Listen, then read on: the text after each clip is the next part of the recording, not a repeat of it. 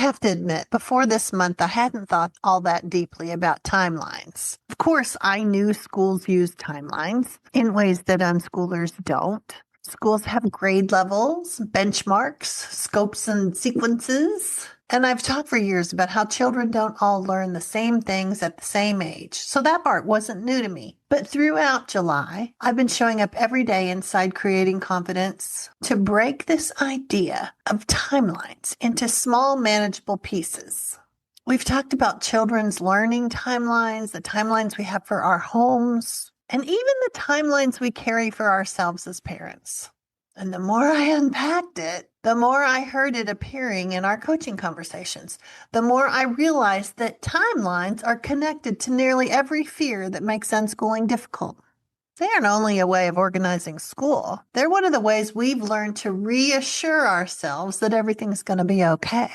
If my child reads by this age, then they'll be ready for what comes next. If they're doing grade level math, then I haven't missed anything. If my teenager has a plan, then they'll become an independent adult. Or if our home is peaceful and productive, then unschooling must be working. The timeline gives us a sequence, and the sequence gives us a feeling that we can predict the outcome. So when our child steps outside that sequence, we aren't only reacting to what's happening today, we're reacting to everything we're afraid it might mean about tomorrow. So your child isn't reading yet. Our mind doesn't stop with, they are reading right now. It races ahead. What if they never read? What if I should have pushed harder? What if I've waited too long? What if they can't do the things they want to do later because I didn't make this happen sooner? A teenager doesn't have a plan yet, and suddenly we're not looking at a 15-year-old who's still exploring. We're imagining a 25-year-old who can't support themselves. Or say our home has had a difficult week. This was a difficult week. We wonder if this means our entire approach is failing. So that's the timeline underneath the timeline. The worry we say out loud might be reading or math or motivation. It could be future planning. But underneath it, there's usually another question. What am I afraid this will mean? And that question, I often ask parents on our coaching calls because it helps us separate what is actually happening from the future story that fear has built around it. Those aren't always the same thing. There may be something happening today that needs our attention. A child might be struggling. They may need more support or different resources or a professional evaluation. They simply need a parent who slows down long enough to understand what's getting in the way. Letting go of a timeline doesn't mean we stop paying attention, but we can't respond clearly when we're treating a prediction as though it's already a fact. I think this is one reason why unschooling can feel so much harder than we expected. We may believe in interest-based learning. We may understand that children are naturally curious. We may see learning through all kinds of everyday activities like games and conversations and hobbies. But the timeline used to tell us whether it was enough. Even when we didn't particularly like the school system, its benchmark gave us something to check. There was always a next lesson, a next grade, a next milestone over there. So with homeschooling, we could point to the completed workbook and reassure ourselves that our child was moving forward. Even if the workbook wasn't completed, we were giving ourselves a grade. Okay, 3/4 done, good enough, measuring ourselves. But unschooling asks us to look more closely, to recognize that growth doesn't always arrive in a neat sequence. It asks us to notice connections that may not be visible right away. It asks us to respond to the actual child instead of continually comparing them to some predetermined plan. That requires us to tolerate more uncertainty. And I think that might be the part we don't talk about enough. We sometimes describe unschooling as though the difficult part is finding enough activities or knowing how to keep learning alive without curriculum. But often the more difficult work is learning how to live without the false reassurance of a timeline. It's learning not to demand proof before the learning has had time to unfold. It's also learning not to use our children's progress as a report card for our parenting, because that happens too. When our children are visibly thriving, we feel confident about our choices. When they're moving more slowly, struggling, or doing something other people don't understand, we may feel exposed, that we are either succeeding or failing. And without realizing it, we may begin pressuring them, not because pressure's what they need, but because we need them to reassure us. And timelines don't only affect the children. We have timelines for ourselves too. You might be measuring your own progress with a timeline, like, I thought I'd trust unschooling more by now, or I thought I'd be finished deschooling, or I thought I'd stop comparing and be more patient.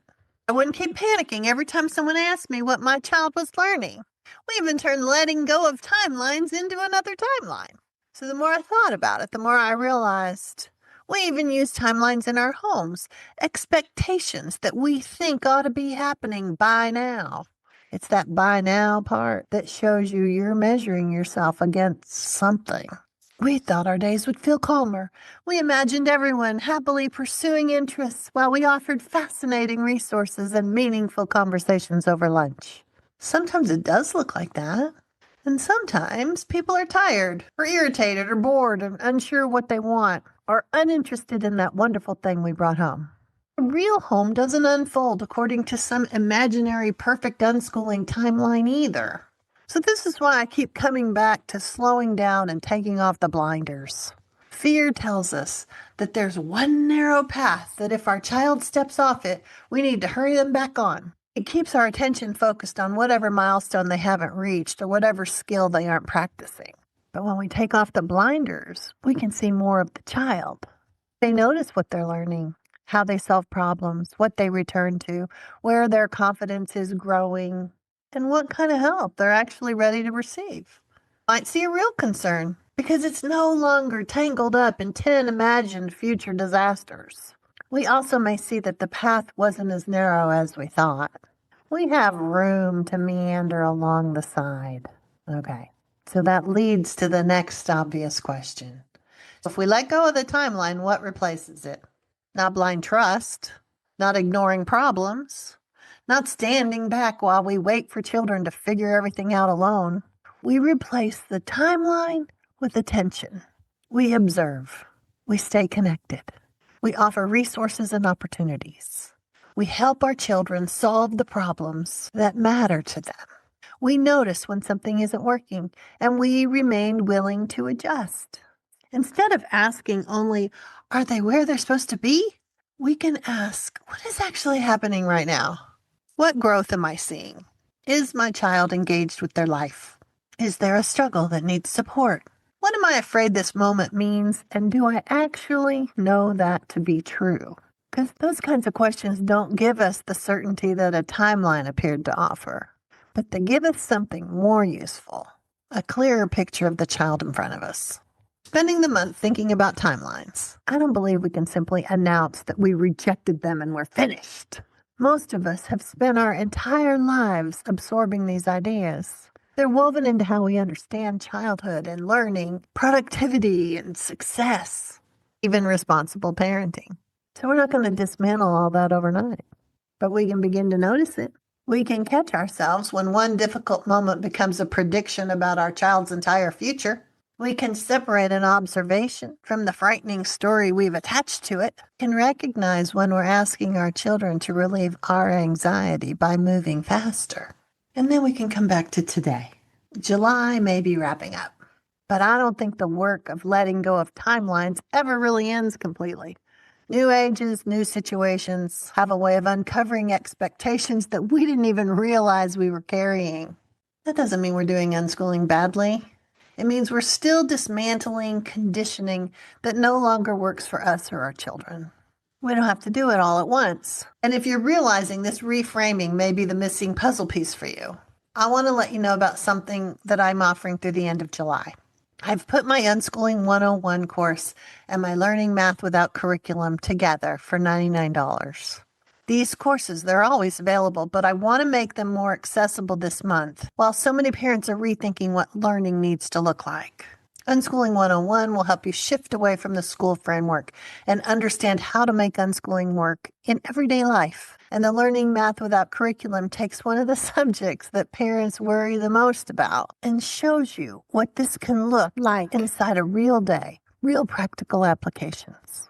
You don't need another curriculum. You just simply need help reframing what learning looks like and some practical ideas for how to support it when it isn't organized into lessons.